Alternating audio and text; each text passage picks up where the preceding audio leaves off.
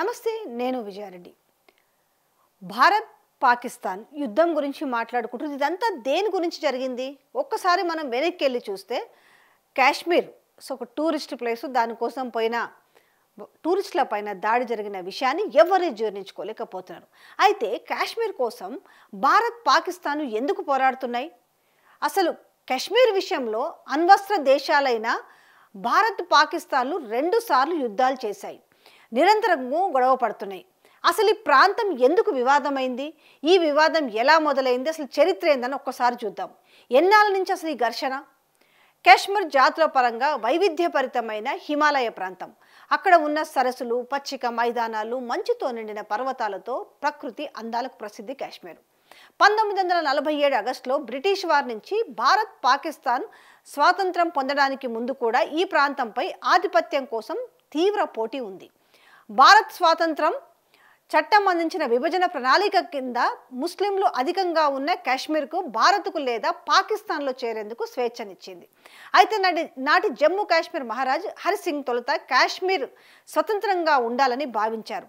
అయితే అక్టోబర్ 1947లో పాకిస్తాన్లోని ఒత్తిగా కాశ్మీర్పై దాడి చేసినప్పుడు భారత్ అండగా నిలవడంతో తమ ప్రాంతాన్ని భారత్లో కలపాలని హరిసింగ్ నిర్ణయించిందట.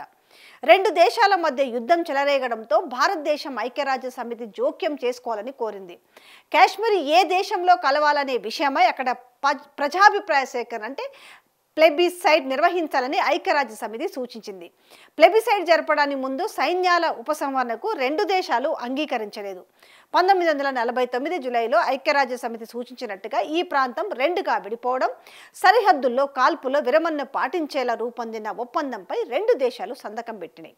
1965లో ఈ 2 దేశాల మధ్య రెండో యుద్ధం జరిగింది. తర్వాత 1999లో కార్గిల్లో భారత్ పాకిస్తాన్ మద్దతు ఉన్న దళాల మీద యుద్ధం చేసి విజయం సాధించింది. ఆ సమయానికి తమ వద్ద అణ్వాయుధాలు ఉన్నాయని 2 దేశాలు ప్రకటించుకున్నాయి. ప్రస్తుతం కాశ్మీర్ మొత్తం మాది అని ఢిల్లీ, ఇస్లామాబాద్ 2 చెప్పుకుంటాయి. కానీ వాటి నియంత్రణ కొన్ని ప్రాంతాలకే పరిమితమైంది. అయితే కాశ్మీర్లో అశాంతి ఎందుకు? అసలు జమ్మూ కాశ్మీర్లో 60% ముస్లింలు ఉన్నారు. భారత పరిపాలనకు వ్యతిరేకంగా ఇక్కడ 1989 నుంచి సాయుధ తిరుగుబాటు జరుగుతుంది. ఇది పాకిస్తాన్ ప్రేరేపిత ఉగ్రవాదం అని భారత్ ఆరోపిస్తుంది. అయితే పాకిస్తాన్ ఈ ఆరోపణను ఎప్పుడూ తిరస్కరిస్తూనే ఉంది. ఈ ఘర్షణలో వేల మంది ప్రాణాలు కోల్పోయారు. 2019 ఢిల్లీలోని ప్రభుత్వం కాశ్మీర్లో భారీ భద్రతా ఏర్పాట్లు చేసిన తర్వాత ఆ ప్రాంతానికి ఉన్న స్వతంత్ర ప్రతిపత్తి అంటే ఆర్టికల్ 370ని తొలగిస్తూ నిర్ణయం తీసుకుంది. ఈ ప్రాంతానికి ఉన్న ప్రత్యేక హోదా తొలగించిన కొన్నేళ్ల తర్వాత ఇక్కడ తీవ్రవాద దాడులు తగ్గాయి, పర్యాటకుల సంఖ్య కూడా పెరిగింది. మరి శాంతి మీద ఎలాంటి పీస్ గురించి ఎలాంటి ఆశలన్నా ఏమైనా ఉన్నాయా మనకు సామరస్యం కోసం అంటే 2003లో కాల్పుల విరమణకు భారత్ పాకిస్తాన్ అంగీకరించాయి. పాకిస్తాన్ పట్ల కఠినమైన వైఖరి అవలంబిస్తామని చెప్పిన నరేంద్ర మోదీ 2014లో ప్రధానమంత్రి అయ్యిండు. అధికారంలోకి వచ్చిన తర్వాత శాంతి చర్చల పట్ల శ్రద్ధ చూపించారు.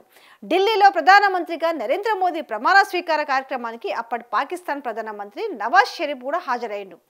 అయితే ఏడాది తర్వాత పంజాబ్లోని పఠాన్కోట్ ఎయిర్ బేస్ మీద దాడి జరిగింది. దీనికి పాక్ ప్రేరేపిత దళాలదే బాధ్యతని భారత్ ఆరోపించింది. ఈ దాడి తర్వాత 2017లో ఇస్లామాబాద్లో జరగాల్సిన ప్రాంతీయ సదస్సుకు ప్రధాని మోదీ హాజరు కాలేదు. ఇక అప్పటి నుంచి 2 దేశాల మధ్యలో చర్చల్లో ఎలాంటి పురోగతి లేదు. దాని కంటిన్యూషన్లో భాగంగానే ఇప్పుడు మనము పాకిస్తాన్ అండ్ ఇండియా వార్ని చూస్తున్నాము. సో కాశ్మీర్ గురించి ఎందుకు ఈ ఇరువురు మధ్యలో పాకిస్తాన్ అండ్ ఇండియా మధ్యలో ఎందుకు అసలు శాంతి లేదు, ఎందుకు ఈ కాశ్మీర్ గురించి కొట్లాడుకుంటారనే విషయాన్ని చూస్తే మనకు స్పష్టంగా అర్థమవుతుంది.